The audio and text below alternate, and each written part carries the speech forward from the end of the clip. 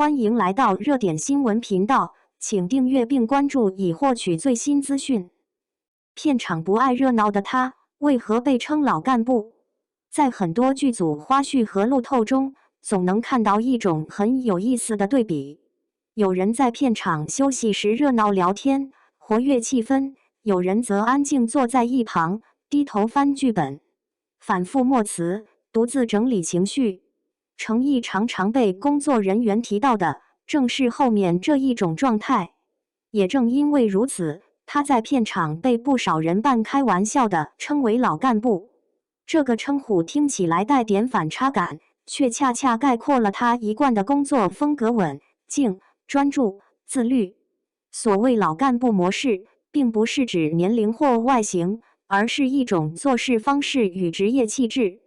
在高密度、高节奏的拍摄环境里，很多演员会通过社交与玩笑来放松，这是很自然的调节方式。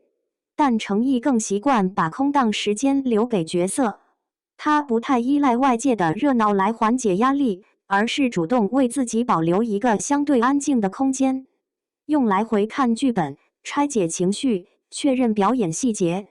对他来说，休息不只是放松身体，更是为下一场戏做心理和技术上的预备。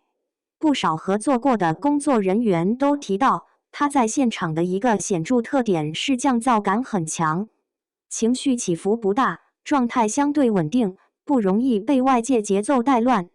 拍摄间隙，他往往不会频繁参与喧闹互动，但当进入工作沟通时，又会非常配合，清晰直接。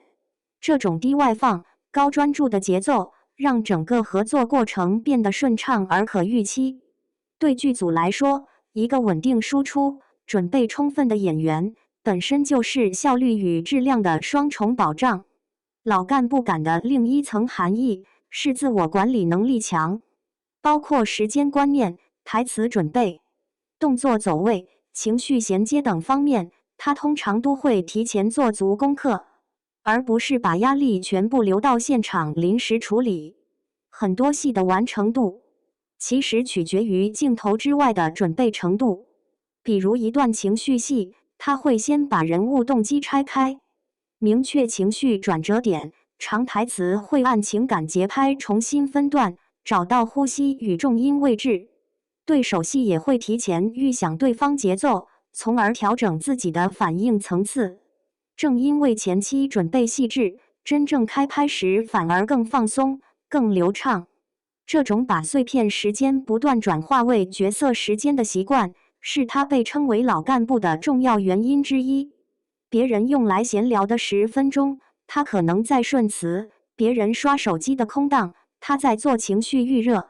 长期积累下来，角色完成度自然更扎实。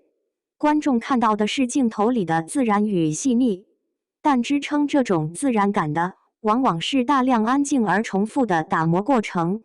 当然，安静并不等于疏离，低调也不代表难相处。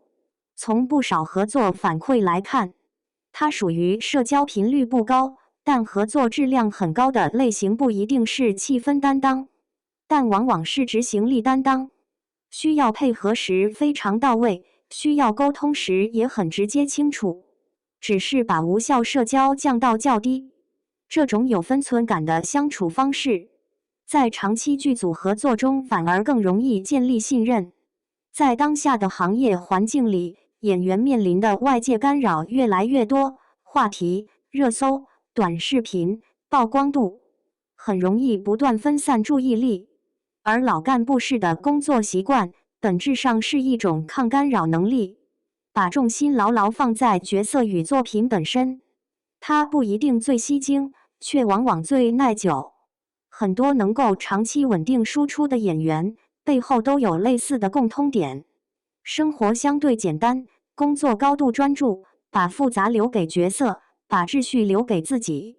从观众视角看，这种特质也正在变得越来越被珍惜，因为大家逐渐发现，真正能留下来的，不是片场有多热闹，而是角色有没有说服力；不是花絮有多好玩，而是表演有没有层次。一个愿意安静做功课的演员，也许不总在最喧哗的位置，但往往能在作品里走得更远。因此，老干部这个称呼，与其说是调侃，不如说是一种带着好感的评价。它指向的不是年龄感，而是一种难得的职业定力：不浮躁，不跟风，有耐心，肯下笨功夫。